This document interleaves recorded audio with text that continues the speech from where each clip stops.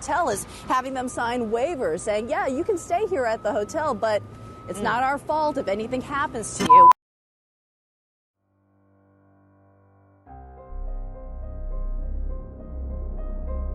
The Cecil Hotel in downtown Los Angeles, California, is not famous because of its near 100-year history or its beautiful artistic lobby, but rather because it has been the scene of tragedies and deaths many times over.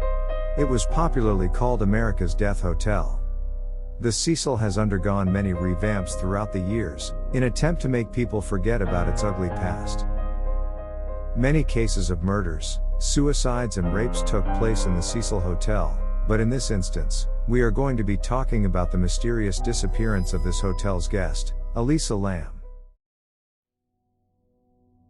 On January 26, 2013, Elisa Lam arrived in Los Angeles.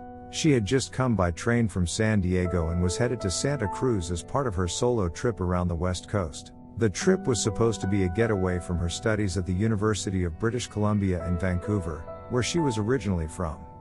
Her family had been wary of her traveling by herself, but the young student was determined to go at it alone. As a compromise, Lam made sure to check in with her parents every day of the trip to let them know that she was safe. That's why it struck her parents as unusual when they didn't hear from their daughter on January 31st, the day she was scheduled to check out of her hotel, the Cecil. The Lams eventually contacted the Los Angeles Police Department. The police searched the premises of the Cecil but couldn't find her.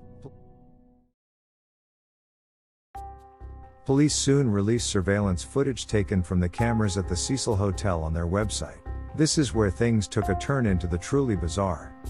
The hotel video showed Elisa Lam in one of its elevators on the date of her disappearance acting rather strangely. In the pixelated footage, Lam can be seen stepping into the elevator and pushing all the floor buttons. She steps in and out of the elevator, poking her head out sideways toward the hotel's hallways in between.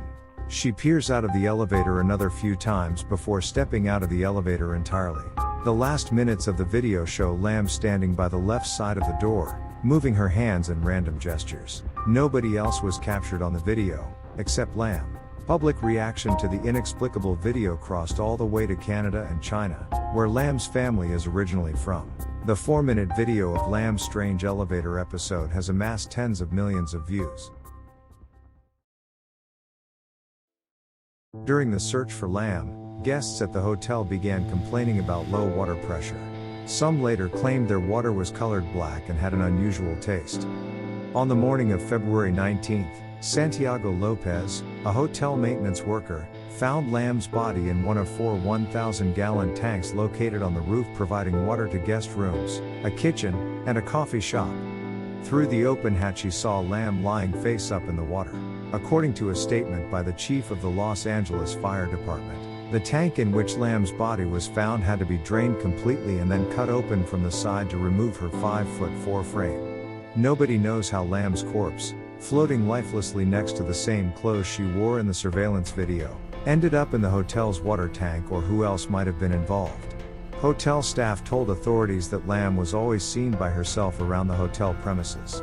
But at least one person did see Lam soon before her death. At a nearby shop, eerily named The Last Bookstore, owner Katie Orphan was among the last to see Elisa Lam alive. Orphan remembered the college student buying books and music for her family back in Vancouver. When the autopsy results for Lam's case came out, it only served to ignite more questions. The toxicology report confirmed that Lam had consumed a number of medical drugs, likely to be medication for her bipolar disorder. But there were no indications of alcohol or illegal substances in her body. Still, the question remains, who's really responsible for Elisa Lam's death? Proponents of the theory that the elevator video shows she was under the influence of drugs are not dissuaded by their absence from the toxicology screen, suggesting that they might have broken down during the period of time her body decomposed in the tank or that she might have taken rare cocktails of such drugs that a normal screen would not detect. The very low level of her prescription drugs in her system, and the number of pills left in her prescription bottle, suggested she was under medicating or had recently stopped taking her medication for bipolar disorder. It is an important finding to note given that the use of antidepressants to treat this disorder can risk inducing manic side effects if done without caution. Some sleuths have understandably latched onto this detail and suggested it was a likely explanation behind Lamb's strange behavior in the elevator. Apart from the question of how she got on the roof, others asked if she could have gotten into the tank by herself.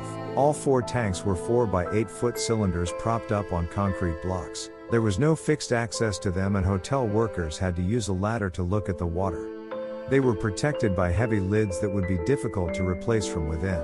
The hotel employee who found the body said that the lid was open at the time, removing the issue of how she could have closed the lid from inside.